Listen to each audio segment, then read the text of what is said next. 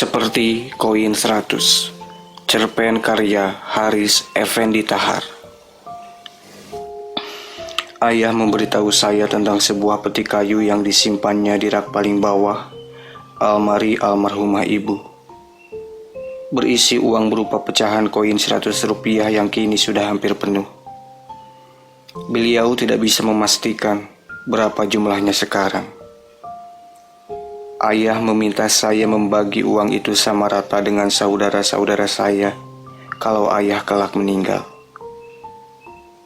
Padahal, meski usianya sudah 85 tahun, ayah kelihatan masih kuat, kecuali pendengarannya yang sudah mulai rusak.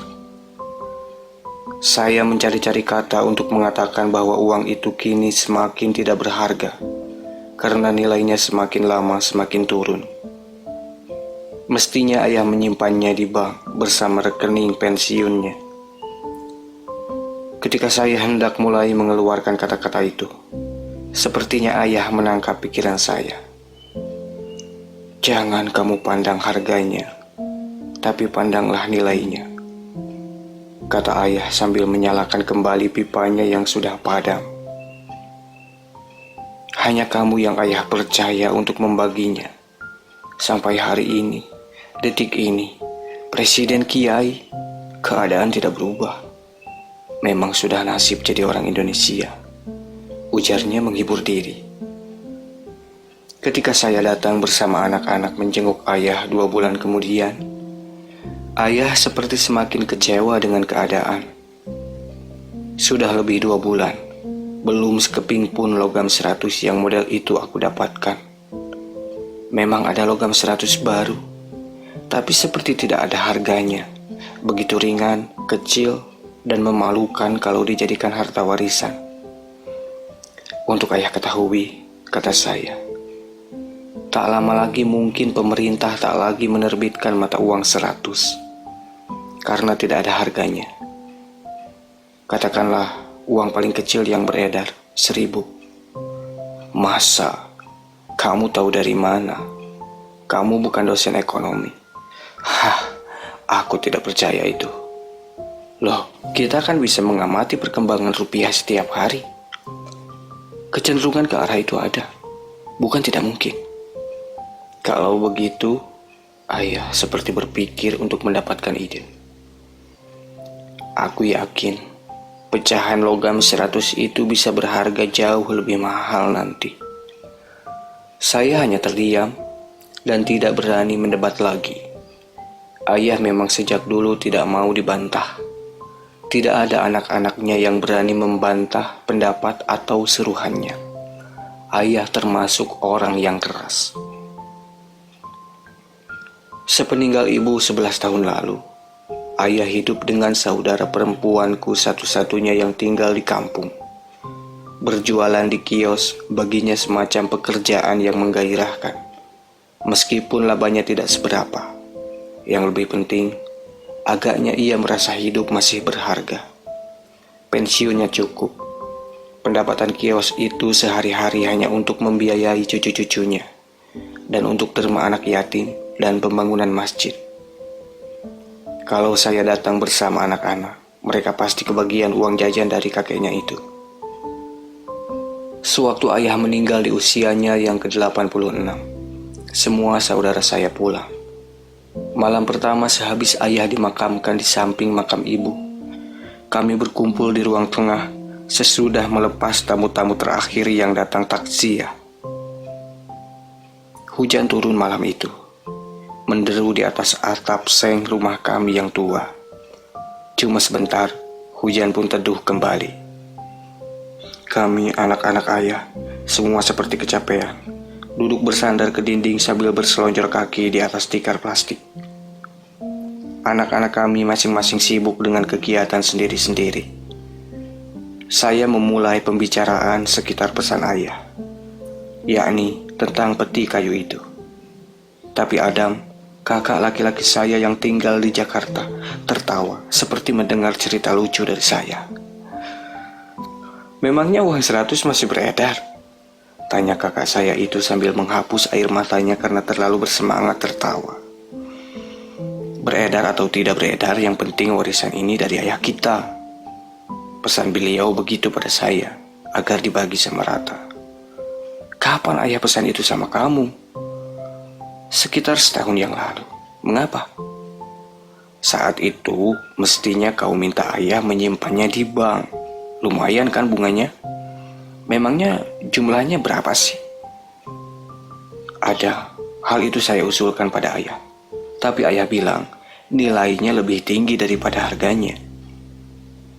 Bisa jadi ayah memperkirakan uang logam itu akan menjadi barang antik yang mahal harganya kelak. Suara adik saya yang baru menikah dengan seorang gadis Batak di Medan.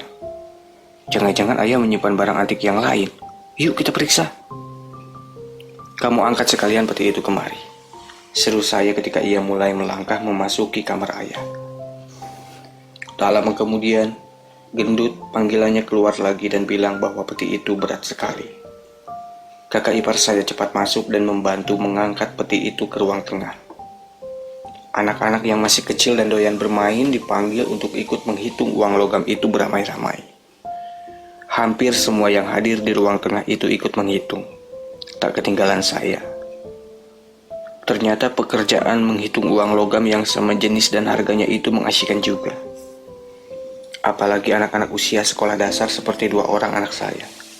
Mereka seperti berlomba menghitungnya dan suasananya jadi gembira.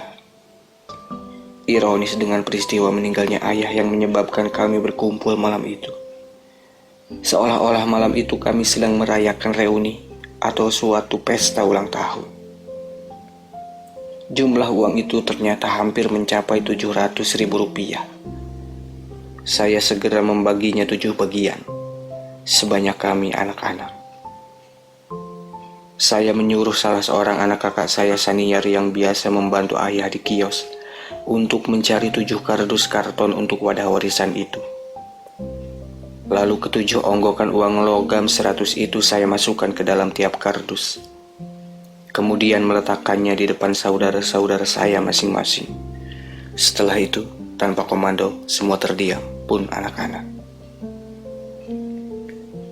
Keheningan itu dipecahkan oleh suara tangis Kak Saniar. Ia menangis terisak-isak.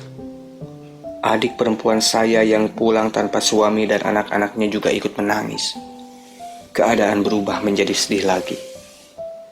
Masing-masing seperti tenggelam dalam kenangan, mengingat-ingat jasa ayah, bagaimana ayah sayang pada kami, dan kisah-kisah lucu yang pernah kami alami masing-masing bersama ayah di masa kecil, dengan cara masing-masing pula. Dengan ini saya telah menunaikan kewajiban saya menyampaikan warisan ini sebagaimana yang diamanatkan ayah. Terimalah dengan ikhlas. Tutur saya menembus keharuan. Diam sejenak.